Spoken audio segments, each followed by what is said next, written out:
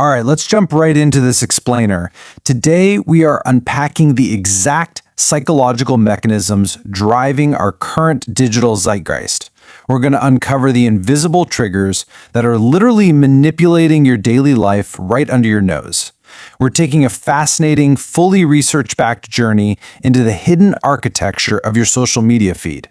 We're going to look at exactly how modern cultural phenomena in the US, everything from manifesting your career with delusional optimism to the massive rise of therapy speak, are colliding head-on with highly optimized algorithms. But more importantly, we're going to dig into the dark personality traits that these platforms actually reward, and how our own fundamental biology is basically being hacked for profit. So, think about this for a second.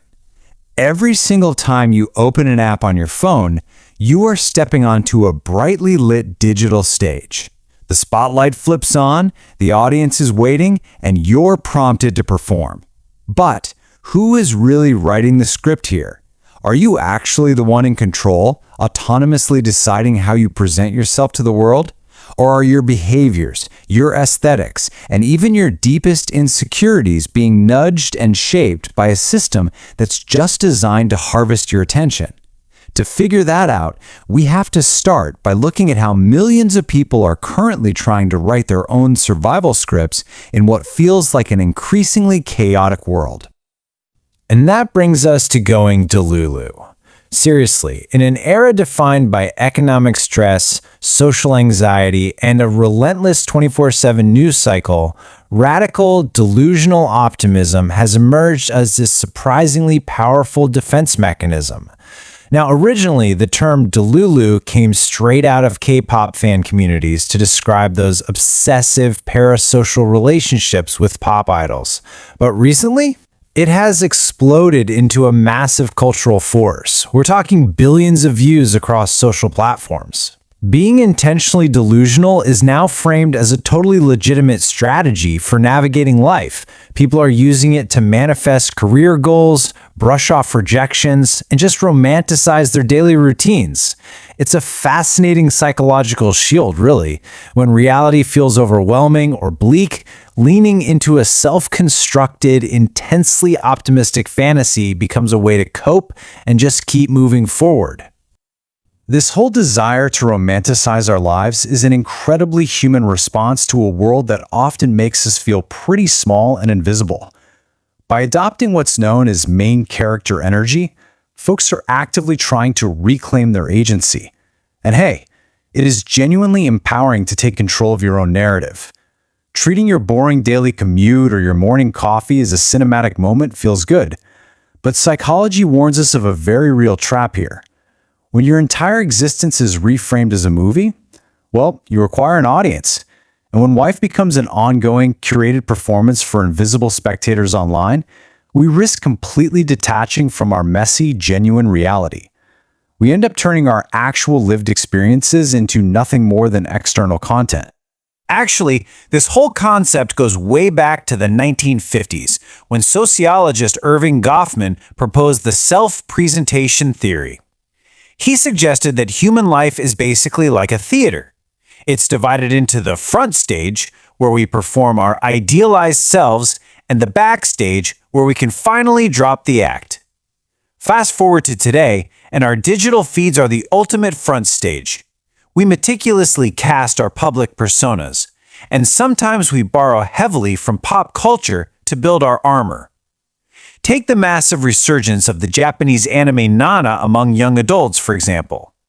Fans aren't just watching this show, they're actively adopting its punk rock aesthetics and its deeply emotional themes as a kind of digital costume. It's a way to project emotional resilience, strength, and a highly specific identity to the rest of the world. But here's where it gets tricky. This intense desire to perfectly perform our best selves inevitably bleeds into how we handle our mental health. There is a massive, stark contrast between doing the hard, invisible work of internal healing versus engaging in performative aesthetic wellness. Authentic growth, that usually means sitting with ugly discomfort, acknowledging your personal flaws, and making quiet, sustainable changes. Performative wellness, on the other hand, is all about the optics.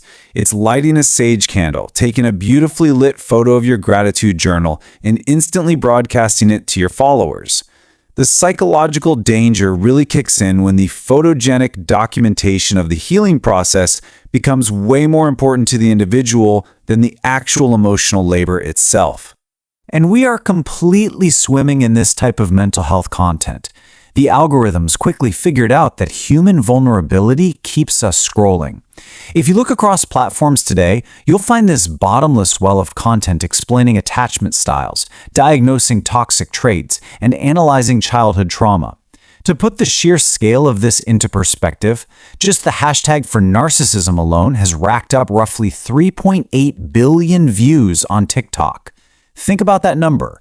Clinical psychology has been fully commodified and repackaged into bite-sized, highly engaging entertainment, and this constant, heavy exposure has fundamentally shifted our everyday vocabulary.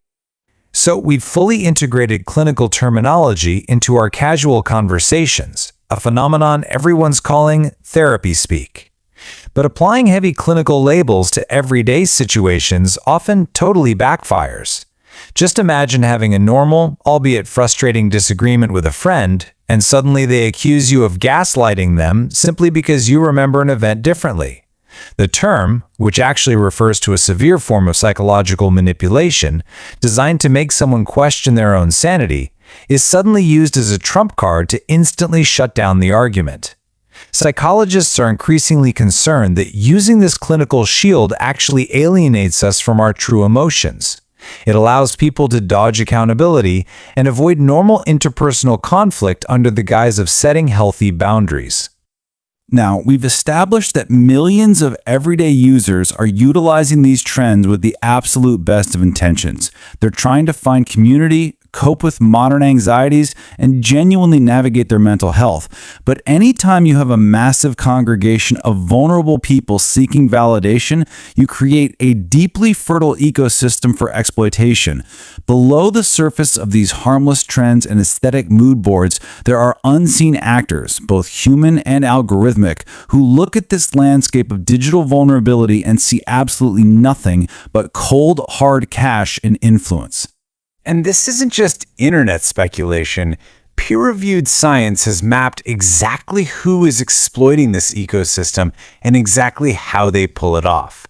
Research published in the Indian Journal of Psychological Assessment provides a really comprehensive framework for understanding disruptive digital behavior, going way beyond just simple internet trolls.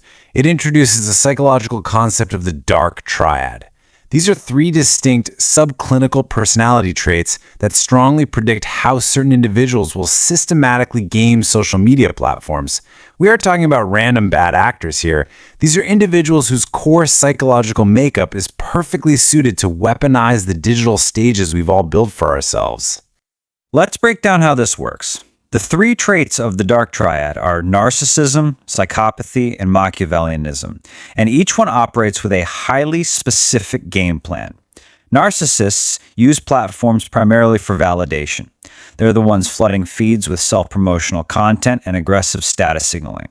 Those exhibiting traits of psychopathy engage in impulsive trolling and cyberbullying, basically spreading hostility simply for the thrill and dominance it gives them. But the Machiavellians, they are by far the most strategic. They're motivated purely by influence and control. They engage in complex identity manipulation and the weaponization of information. They literally study the algorithms and the audience, engineering content designed specifically to manipulate public perception and harvest engagement. It is absolutely vital to recognize the subtle differences in how these actors operate, particularly when we're talking about narcissism. Overt narcissists, they're easy to spot. They're loud, grandiose, and they thrive on visible, boisterous conflict. But covert narcissists are far more insidious. They hide their grandiosity behind a reserved, quiet facade of self-doubt. Remember that performative wellness and therapy speak we discussed a minute ago? Covert actors frequently hijack those exact spaces. They effortlessly adopt the language of victimhood, using clinical terms to manipulate sympathy, isolate their critics, and farm validation from their audience, all while secretly maintaining a deep sense of unique superiority. So how did these dark actors keep millions of people continuously hooked into their manufactured dramas? Well, the answer lies in a deeply embedded evolutionary vulnerability, the fear of missing out, or FOMO. Academic studies confirm that FOMO acts as the primary psychological bridge, keeping everyday users locked right into those toxic digital loops created by dark triad traits. These manipulative behaviors prey directly on our deepest human insecurities. It's our innate primal fear of being left out of the group, being unseen, or being disconnected from the cultural conversation. We engage with the toxicity because the alternative, feeling totally invisible, is terrifying.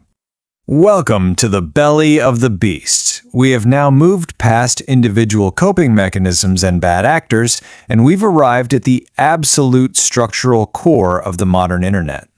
This is a space where the pursuit of joy or genuine connection has been entirely replaced by a highly profitable, mechanized system.